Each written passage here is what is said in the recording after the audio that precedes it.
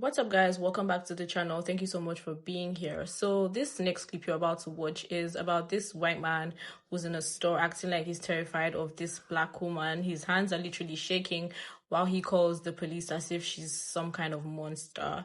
Like, let's be real. What could she possibly do to him, right? She was just talking to him. But this is exactly how racism plays out. Everyday situations where black people are painted as threats for just living. Anyways, let's watch. I have some other clips that I want you guys to see as well. And after we watch everything, we'll come back for some commentary. It's a female.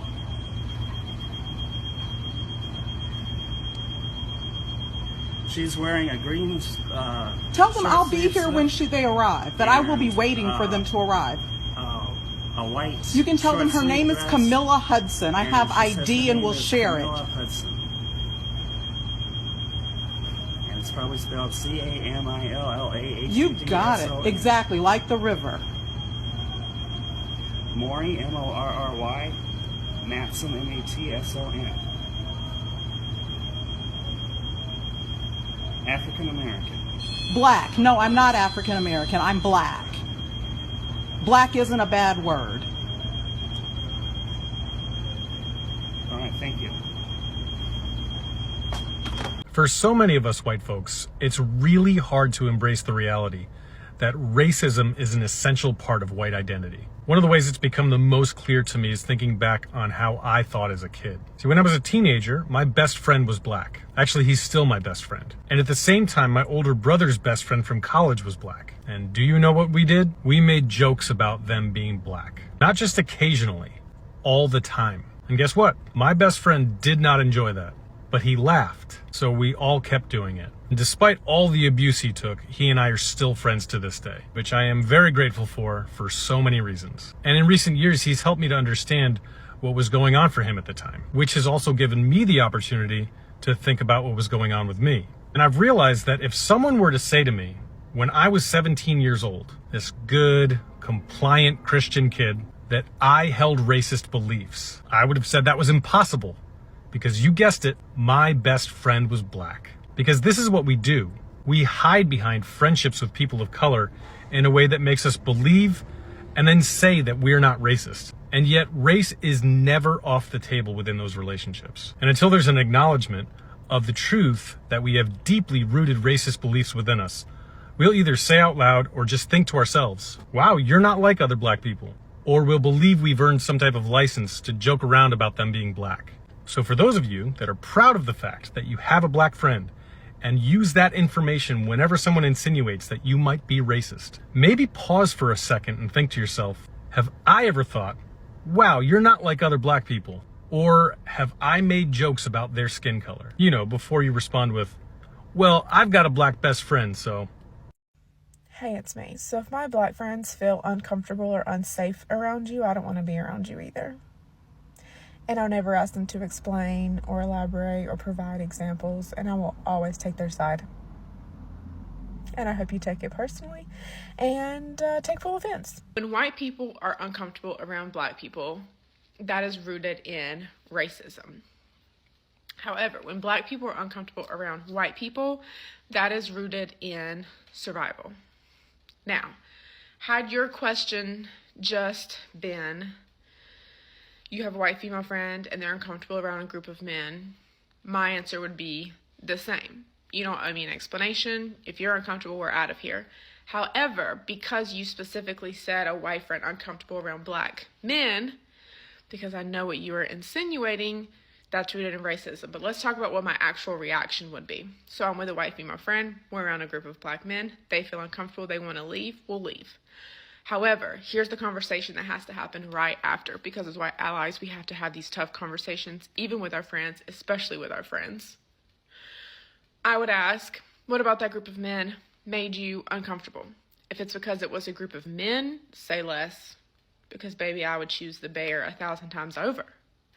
However, if her response was because they were black or because they were black men, now that changes things. That's another conversation we have to have, and that's also a friendship that is going to change if it even exists afterwards. Because again, what you tolerate is what you are. You can be the biggest anti-racist ally. But if you surround yourself with racist and homophobic people, you're not an ally, baby. You know what I mean? I was with my friend the other day, she's black, and she said she hates white people. So I was a bit like, oh, okay.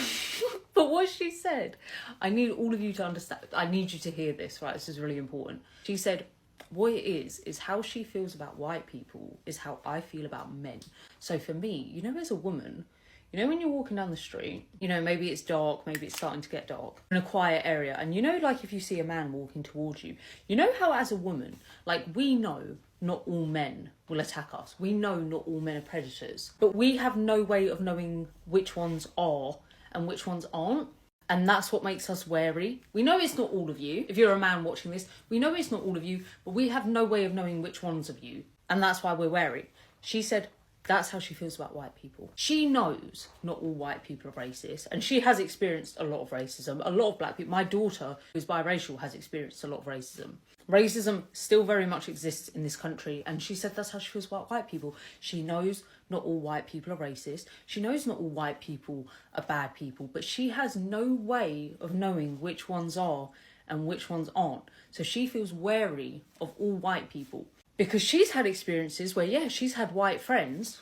The minute they fall out, guess what gets thrown in? Or even just ignorance, even if it's not, is it covert where it's obvious? No, overt. Overt's when it's obvious, right? She said even like she's had white friends where they are not overtly racist. I really hope I've got that in the right order. Where it's loud and, you know, saying racist things. But those little microaggressions. And she said that's what she means when she says it's the same way. You know, the same way I say I hate men. Obviously, I'm exaggerating a little bit. I don't hate all men, but I've still had it where I've had good male friends who have then switched up on you. She said that's how she feels about white people. And I was just stunned because that makes so much sense to me. I just found that really profound. And I was like, valid.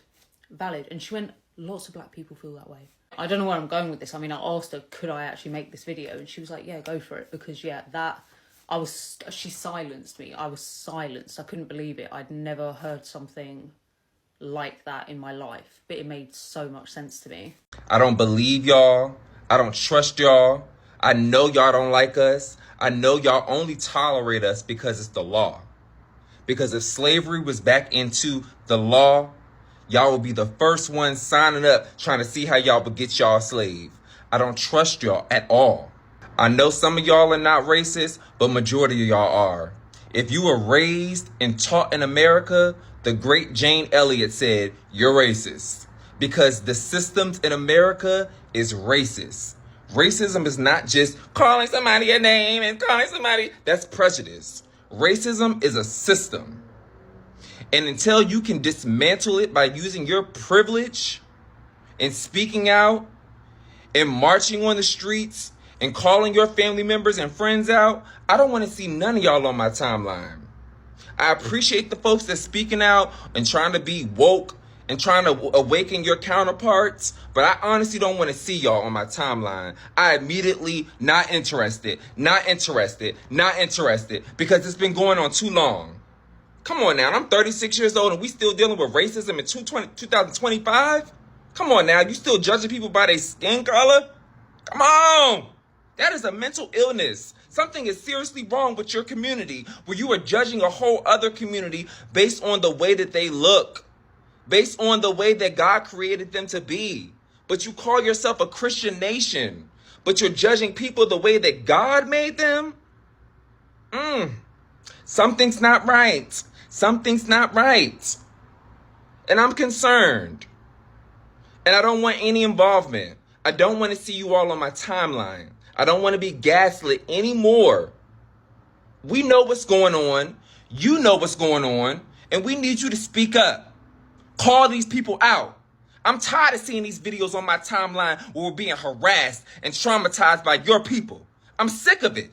I'm sick of it. My problem is if someone was like directly racist to me, like racist in my face, I wouldn't be able to take it seriously. Like I would just like bust out laughing because I truly do believe that like bigotry is specifically like racism is a mental illness, like more specifically like a form of severe psychosis. Because what do you mean my skin is brown and that terrifies you? That gives you such fear in your heart that you come up with this entire like narrative of who I am as a person just because my skin is brown. And don't get me wrong, it's not that like I don't take racism seriously. I don't take it seriously until it affects somebody's livelihood. Like violent crimes against another race, that type of racism, that's what like pisses me off. But like general racism, like white people saying the N-word to me or calling me a monkey, that's funny to me. But like maybe it's funny to me because I've learned the art of taking the piss. I truly do feel like every black person, every like person of color, every minority, every marginalized group, especially in America, needs to learn the art of taking the piss. In fact, I got an example for you. I saw a TikTok a long time ago of a black girl that did exactly what I feel like all black people should start doing.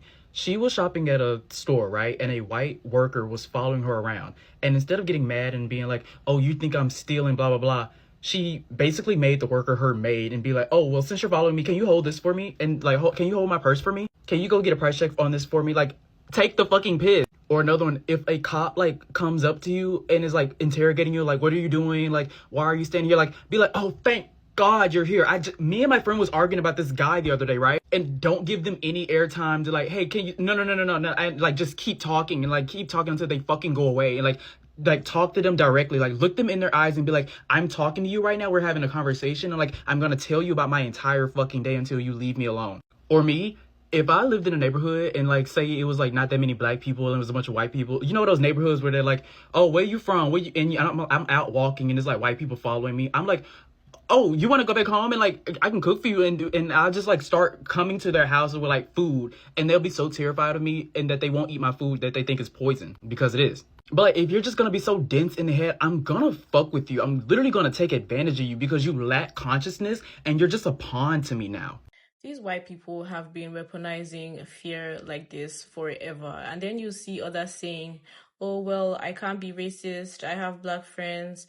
But listen, racism is not about who you hang with, right? It's not about who you hang out with. It's woven into white culture, right? Some of them don't even realize it, but it shows up in moments like this, right? The fear, the superiority, entitlement.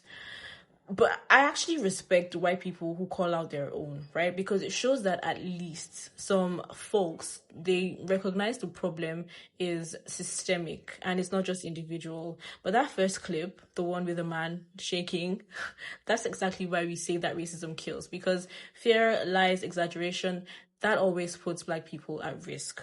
Anyways, thank you so much for watching. Thanks for being here. Thanks for tapping in when you saw this video. Don't forget to like, share, and subscribe. Credit goes to the original creators of all the videos. Quick disclaimer, this is for educational purposes only. Yeah, thanks again for watching and I'll see you on my next one.